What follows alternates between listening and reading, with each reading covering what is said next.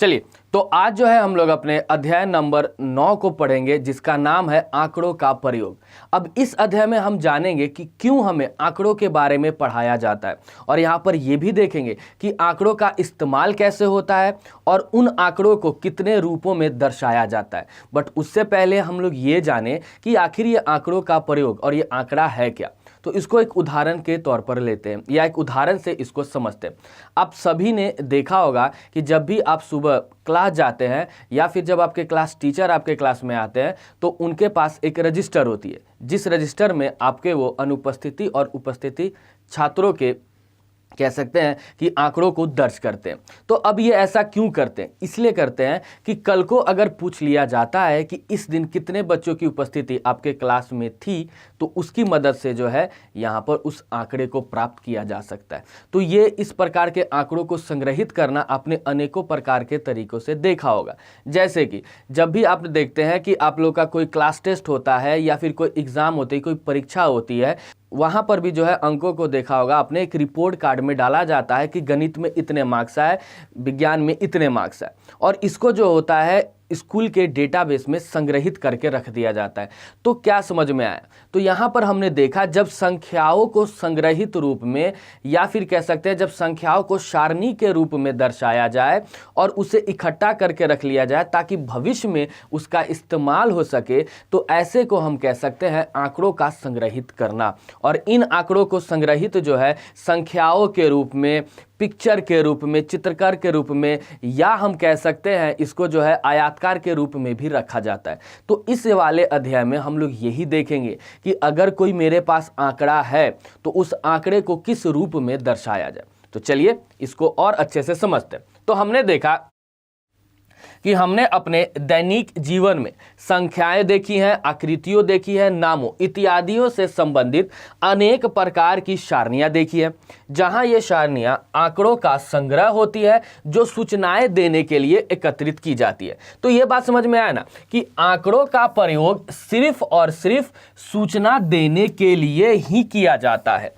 यानी कि अगर मुझे किसी की कोई सूचना निकालनी हो तो उसके लिए मुझे आंकड़ों को देखना, उस आंकड़ों को सारणी के रूप में संचित करना या इकट्ठा करना पड़ता है, ताकि हम आसानी से और बड़े ही सरल तरीके से हम उन आंकड़ों के द्वारा कोई भी सूचना निकाल सके। ठीक है, तो चलिए हम जो है इसको एक उदाहरण के तौर पर समझते हैं और कोशिश करते हैं इस उदाहरण से समझने का कि आंकड़ों का प्रयोग किस प्रकार से होता है। तो देख सकते हैं कि मेरे पास यहाँ पर उदाहरण के रूप में ये सारणी है ना। तो अब यहाँ पर देखेंगे कि यहाँ पर 50 विद्यार्थियों की उपस्थिति को सारणी में दर्शाई गई है। सारणी में दर्शाई गई आंकड़ों की मदद से हम कक्षा में उपस्थित छात्रों का पता कर सकते हैं। यानी यहाँ पर जो मुझे ये सारणी नजर आ रही है ना, ये 50 विद्यार्थियों की उपस्थिति को दर्शाता है अलग अलग दिन। जैसे कि यहाँ देख सकते हैं कि सबसे पहले आया सोमवार, तो सोमवार के दिन देखा हमने इतने बच्चे उपस्थित हैं। फिर आता है मंगलवार, मंगलवार को देखते हैं 40 बच्चे उपस्थित हैं। फिर आता है बुधवार, इस दिन देखते हैं 44 बच्चे उपस्थित हैं। अब आता है बृहस्पतिवार, इस दिन देखते हैं 30 बच्चे उपस्थित हैं। फिर उसी तरह आया शुक्रवार 50 और शनिवार 28। तो हमने क्या किया, एक हफ्ते का यहाँ पर आंकड़ों को सारणी में हमने रख करके इकट्ठा कर लिया। अब आप जानिएगा कि हमारा अध्याय का नाम ही है आंकड़ों का प्रयोग। अब इस आंकड़ों के इस्तेमाल से, या कह सकते हैं कि इस आंकड़ों का इस्तेमाल कैसे करें, ये यहाँ पर जानेंगे। तो हमने देखा कि एक टीचर ने, या कह सकते हैं कि एक अध्यापक ने जो है एक हफ्ते के बच्चों के उपस्थिति का यहाँ पर आंकड़ा जो है सारणी के रूप में इकट्ठा कर लिया है। कल को अगर उनसे पूछ लिया जाएगा कि बुधवार के दिन कितने बच्चे अनुपस्थित थे, ये बताए, तो अगर मान लीजिए अगर ये आंकड़े संग्रहित नहीं किए जाते, तो क्या कभी वो टीचर ये पता कर पाएंगे कि बुधवार के दिन कितने बच्चे उपस्थित थे या कितने बच्चे अनुपस्थित थे? ये आंकड़े मौजूद हैं तभी तो हम ये पता कर सकते हैं ना कि बुधवार के दिन यहाँ पे 44 बच्चे उपस्थित थे और अनुपस्थित कितने थे। तो हमने देखा कि कुल छात्र थे कितने, या विद्यार्थी 50। इसमें से उपस्थित कितने थे बुधवार को, 44। तो अनुपस्थित कितने हुए, तो 6 हुए। तो हमने क्या कर दिया, 50 में से 44 को घटाया तो कितने बच्चे अनुपस्थित हो गए, 6 बच्चे हो गए। तो इसीलिए जो है आंकड़ों को संग्रहित करके रखा जाता है। तो इस वाले अध्याय में देखेंगे कि हम आंकड़ों को किस प्रकार से या कितने तरीकों से संग्रहित करके रख सकते हैं। आगे जब आप और बड़ी कक्षा में जाइएगा तो वहां पर आंकड़ों को संग्रहित करने का आपको और अनेक प्रकार के तरीके बताए जाएंगे, बट इस वाले अध्याय में हम देखेंगे सबसे पहले हमारे पास आएगा मिलान चिन्ह की मदद से कैसे आंकड़ों को संग्रहित किया जाता है। उसके बाद उस आंकड़ों को दर्शाने के लिए हम यहाँ पर चित्रलेखा का इस्तेमाल करेंगे और फिर आंकड़े को दर्शाने के लिए दंड आलेख का यहाँ पर इस्तेमाल करेंगे, है ना।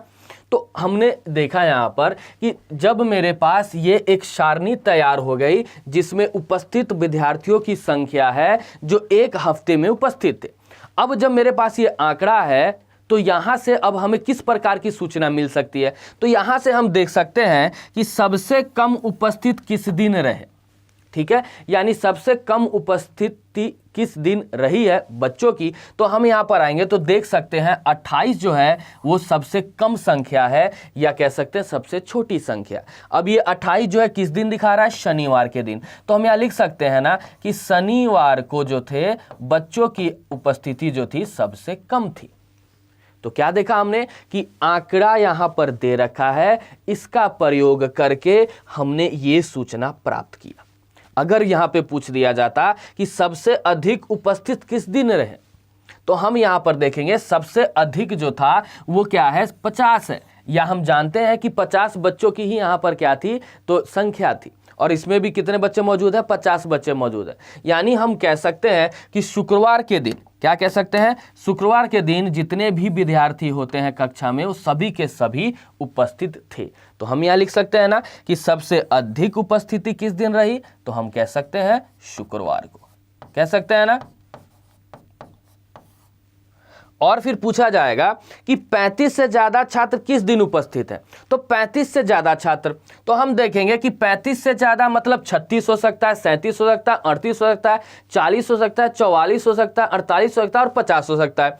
तो हम देखेंगे कि 30 से, या हम यहां देखेंगे कि 35 से बड़ी संख्या कौन सी है, तो 35 से बड़ी संख्या में ये भी आ जाता है, 40 भी आ जाता है, 44 भी आ गया, 50 भी आ गया। यानी हम कह सकते हैं कि पूरे हफ्ते में 4 दिन ऐसे थे जिसमें बच्चों की संख्या 35 से ज्यादा रही। कितने दिन थे, तो 4 दिन। और वो दिन कौन कौन से थे, सोमवार, मंगलवार, बुधवार और कौन सा हो गया, शुक्रवार। तो ये 4 दिन थे उस हफ्ते के जिसमें बच्चों की संख्या 35 से ज्यादा रही। तो मैंने जो आपको ये उदाहरण बताया इससे आपको क्या समझ में आया, तो इससे हमें ये समझ में आया कि हमारे रोजमर्रा जिंदगी में आंकड़ों का एक बहुत ही महत्वपूर्ण भूमिका है। और इसी भूमिका के कारण और इसी आंकड़ों के कारण ही हम भविष्य में किसी भी सूचना को बड़े ही आसानी से प्राप्त कर सकते हैं।